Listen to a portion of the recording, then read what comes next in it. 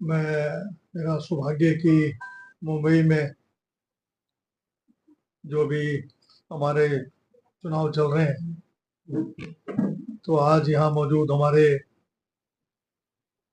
जो Mumbai state OBC के अध्यक्ष हैं सुदर्शन मांडिल जी, और हमारे नेशनल कोऑर्डिनेटर अथालिंगा पेरुमल जी, जो महाराष्ट्र और मुंबई के प्रभारी हैं, और नॉर्थ वेस्ट के डिस्ट्रिक्ट प्रेसिडेंट हमारे राम भाऊ मिश्रन जी, प्रशांत जी, और जितने हमारे तालुका के और तमाम जो हमारे आज जो है सुबह हम अंधेरी वेस्ट में अशोक भाऊ यादव जी के रोड शो में शामिल हुए।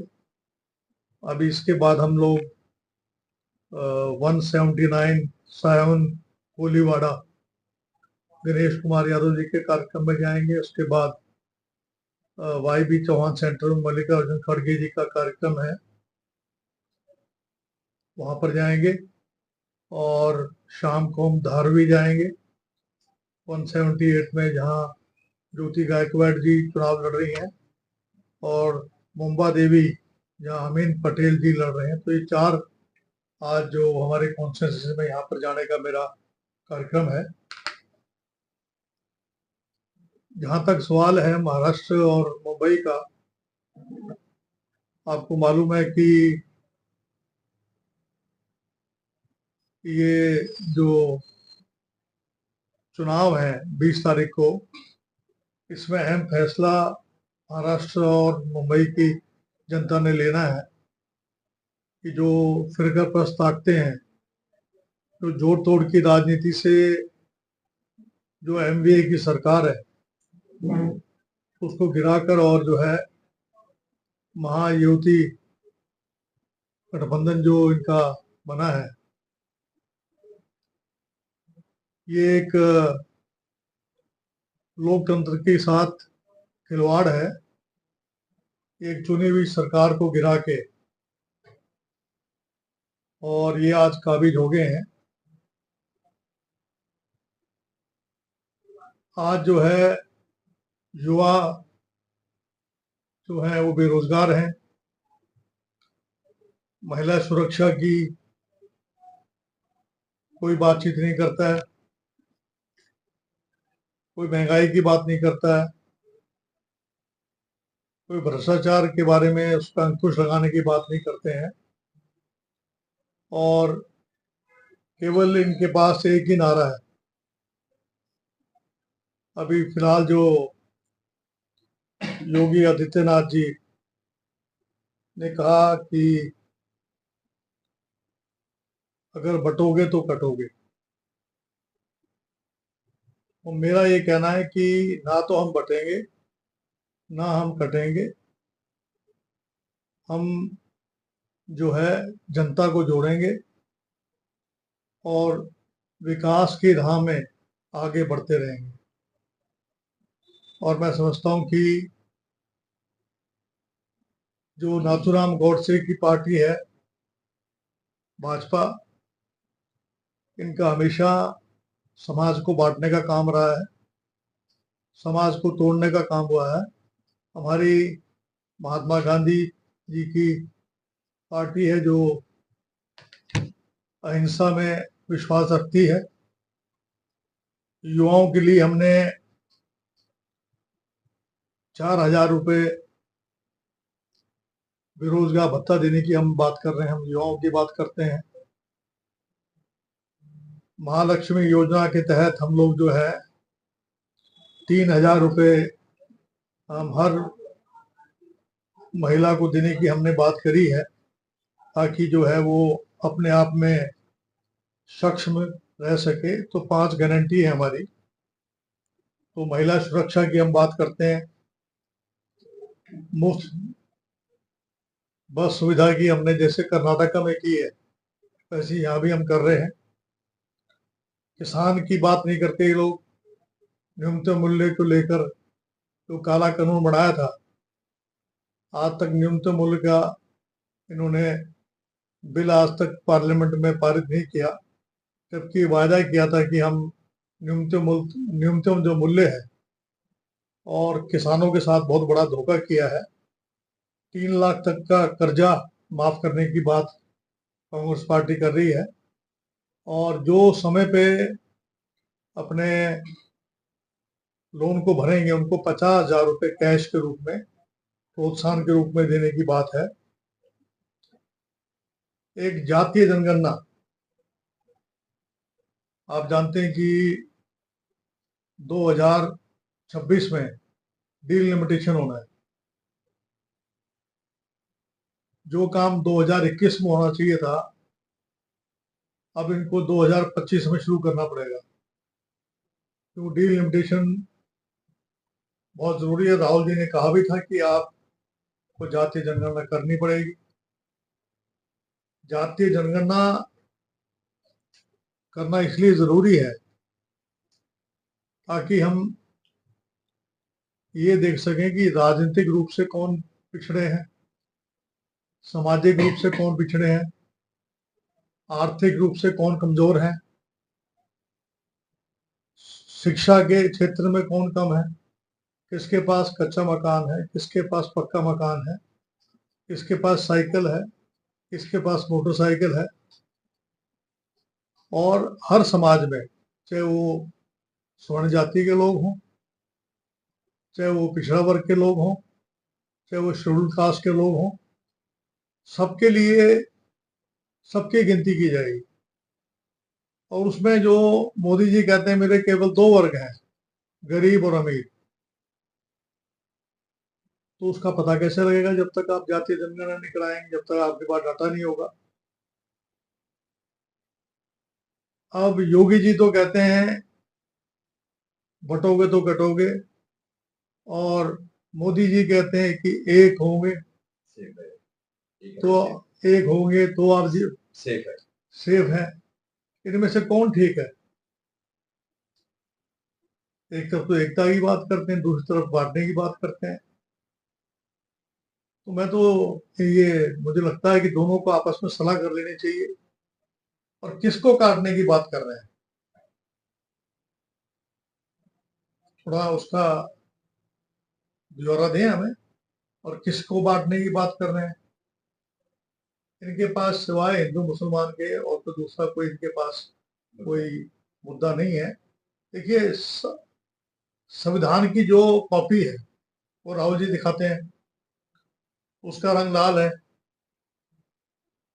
वो कहते हैं ये अर्बन नक्सल है। अर्बन नक्सल कह के कॉन्स्टिट्यूशन, जो संविधान की जो किताब है, उसका अपमान तो हो ही रहा है। साथ में भारत रत्न डॉक्टर भीमराव अम्बेडकर जी का अपमान कर रहे हैं। लाल रंग हो, हरा रंग हो, रंग सारे अच्छे होते हैं, तो इनको लाल रंग से इतनी क्या तकलीफ होगी कि उसको हर चीज अर्बन नक्सल से जोड़ रहे हैं। तो इनको माफी मांगनी चाहिए देश की जनता से भी, और प्रायश्चित करना चाहिए इसके लिए कि जो उन्होंने बात कही है देवेंद्र फडणवीस ने, मुझे लगता है उनको ज्ञान नहीं है कि संविधान की परिभाषा क्या है। ये जो देश चल रहा है संविधान की वजह से चल रहा है। अगर आप संविधान की किताब को कोई हाथ लेके ऊपर करता है कि आप अर्बन नक्सल है, ये बहुत ताजुब की बात है। और देखो, हमने राहुल जी की दो बातें कहते हैं, एक तो संविधान बचाना है हमने, क्योंकि इनके कई एमपीओ ने कहा था कि अगर 400 पार हो गए तो हम संविधान बदल देंगे, उसको हम 240 पे लाके रोक दिया उनको, संविधान तो बदल नहीं पाए।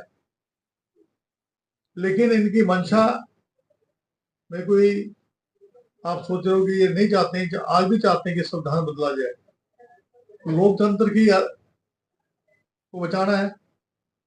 आप देखिए, महाराष्ट्र में सरकार इन्होंने गिराई, कर्नाटका में गिराने की कोशिश करी, नहीं गिरा पाए, हिमाचल में करी,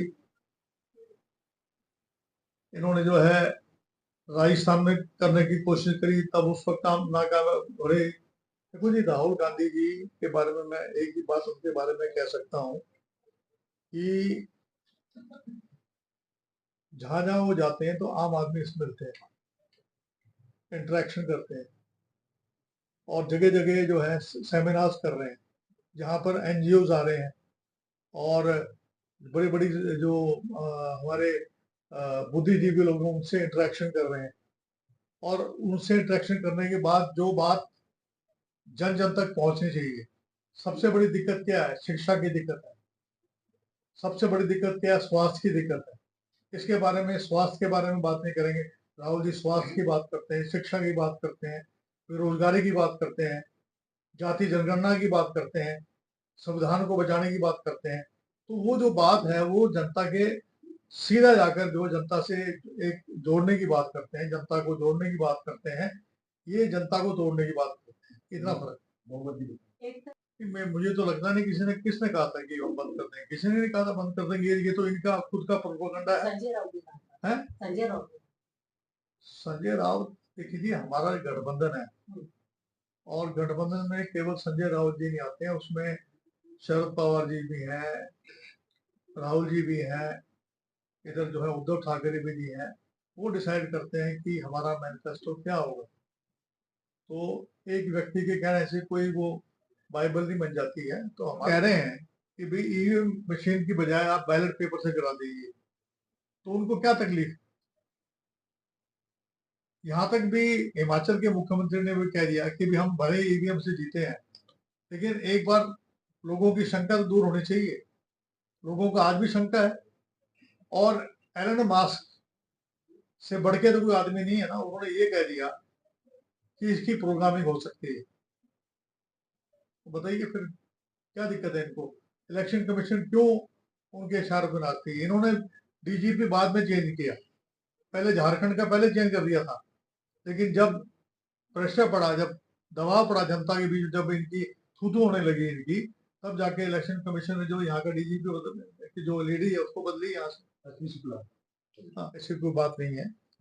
महाराष्ट्र में मैंने आपको बता दिया, जैसे आपको हमने महालक्ष्मी योजना आपको मैंने बता दिया मैंने। ये तो उनकी बात है। और उनका कहना है कि पहले हमने शुरू किया 1500 रुपए देने का, अब कांग्रेस बोल रही हम 3000 देंगे। चलिए ऐसा अब ये कह रहे कि हम ये करेंगे, ऐसा अब कह रहे हम फ्री करेंगे। पहले हमने एसटी बस 50% कर दिया महिलाओं को, तो अब कांग्रेस ये दावा करे कि हम फ्री कर देंगे महिलाओं को, ये सब कह रहे। ऐसा है, मेरी बात सुनिए। हम तो पूरा फ्री कर रहे हैं, वो तो 50% कर रहे हैं। और क्या उन्होंने बेरोजगार भत्ता वो दे रहे हैं? हमने बेरोजगार भत्ता दिया है। हमने 25 लाख रुपया, हम जो है 5 गारंटी है हमारी, 25 लाख रुपए हम दे रहे हैं। इस बात के इलाज करने के नाम के ऊपर परिवार सुरक्षा योजना के तहत 25 लाख रुपया हम दे रहे हैं। और जो जाति जनगणना हम करवा रहे हैं, क्या ये जाति जनगणना करने के बारे में हाँ भर रहे हैं? क्या 50% की जो दीवार है, तो आरक्षण 50% तक सीमित था, क्योंकि जब जाति जनगणना करेंगे तो जाहिर है कि जिसकी जितनी आबादी उतना उसका अधिकार, तो ये दीवार तो तोड़नी पड़ेगी। उसके लिए राहुल जी कह रहे हैं। इसके अलावा 3 लाख कर्जा जो है हम लोग किसानों को माफ कर रहे हैं, क्या वो कर रहे हैं? वो पूंजीपतियों का तो लाखों करोड़ रुपए माफ कर देते हैं, लेकिन जब किसानों की बात आती है तो कर्जा माफ करने की बात नहीं करते हैं, और फिर वो भत्ता की बात ये नहीं करते हैं। देखो जी, एक कहावत है, पानी की एक बूंद तवे पर पड़ती है तो वो मिट जाती है,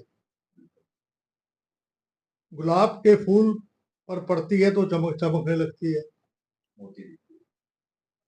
और अगर शिल्प में गिरती है तो मोती बन जाती है।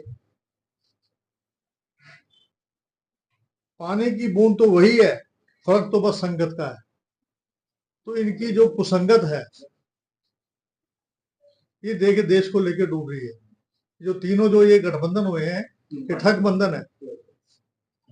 ये जो 3 हुए हैं, आप देखिए शिवसेना जो है, शिंदे जी का बैकग्राउंड देख लीजिए आप, क्या बैकग्राउंड था। आज अब आजकल जो है करोड़ों लाखों में खेल रहे हैं। किसकी बदौलत बने थे? किसकी बदौलत बने थे?